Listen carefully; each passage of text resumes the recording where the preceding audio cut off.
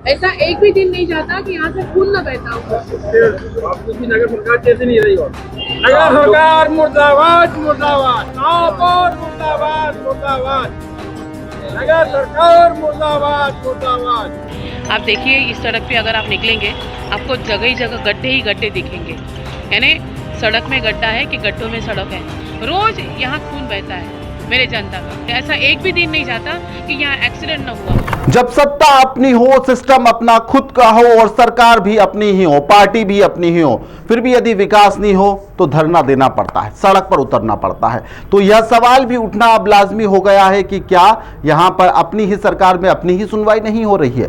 ग्वालियर की यह तस्वीरें हैं जहां पर बीजेपी की पार्षद को सड़क बनवाने के लिए आंदोलन करना पड़ रहा है। क्या डबल इंजन की रफ्तार ग्वालियर में जाकर स्लो हो जाती है या फिर यहां पर विकास सिर्फ भाषणों तक ही सीमित रह गया है, जिसके चलते इस तरह की तस्वीरें अब आम हो चली है, जहां पर पार्टी के नेता ही पार्टी से बगावत करते हुए नजर आ रहे हैं। ग्वालियर के वार्ड नंबर 58 की बीजेपी पार्षद अपर्णा पाटिल यहां पर वसंत विहार की अधूरी सड़क को लेकर धरने पर बैठ गई।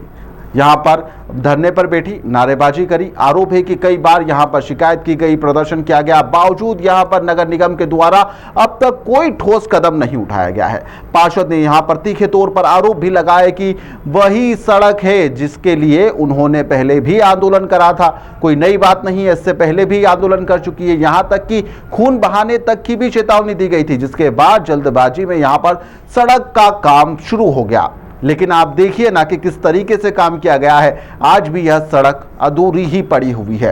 अब सवाल तो यह उठता है कि जब जनप्रतिनिधि ही अपनी सरकार से परेशान है तो आम जनता कितनी ज्यादा त्रस्त और समस्या में होगी, और यदि वह समस्या में तो उनकी समस्या सुनेगा कौन? बीजेपी पार्षद की तो सुनी नहीं जा रही।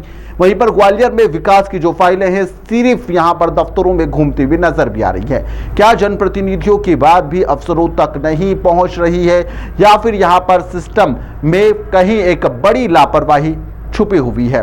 क्या यही है डबल इंजन की सरकार का विकास? क्या यही है एक विकास का मॉडल जो सरकार के द्वारा तय किया गया है? क्या बीजेपी पार्षद की आवाज की जो है वह सिस्टम तक नहीं पहुंच पा रही है? इतना कुछ करने के बाद में भी जब यहां पर नेता को ही धरने पर बैठना पड़ जाए तो जनता किससे उम्मीद करे? क्या ग्वालियर के अंदर विकास सिर्फ कागजों पर दौड़ रहा है? अपर्णा पाटिल साफ तौर पर कह रही है, चीख चीख कर कह रही है कि मैं कई बार यहां पर प्रदर्शन कर चुकी हूं, प्रदर्शन करा तो आधी सड़क बन गई। यहां पर सरकार की आंखों पर पट्टी बांध दी गई है, जनता की समस्या वहां तक नहीं दिखाई जा रही है, कोई ध्यान नहीं दिया जा रहा है। क्या कुछ आरोप लगा रही है, आप भी सुनिए। जी, मेरा अपर्णा पाटिल नाम है, पार्षद हूँ इसी वार्ड से, वार्ड 58 से। ऐसा क्या हो गया कि आपको खुद धरने पर बैठना पड़ा?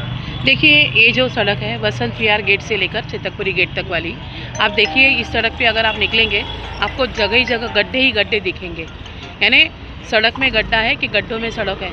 आप खुद इसको देख सकते हैं, इतनी हालत ख़राब है इस रोड के, और लगातार एक्सीडेंट होते हैं। ऐसा एक भी दिन नहीं जाता कि यहाँ एक्सीडेंट ना हुआ हो। ऑटो पलटते, टेम्पो पलटते, बच्चियाँ कोचिंग की निकलती है वो गिरती है, बच्चे कोचिंग जाते हैं वो गिरते हैं।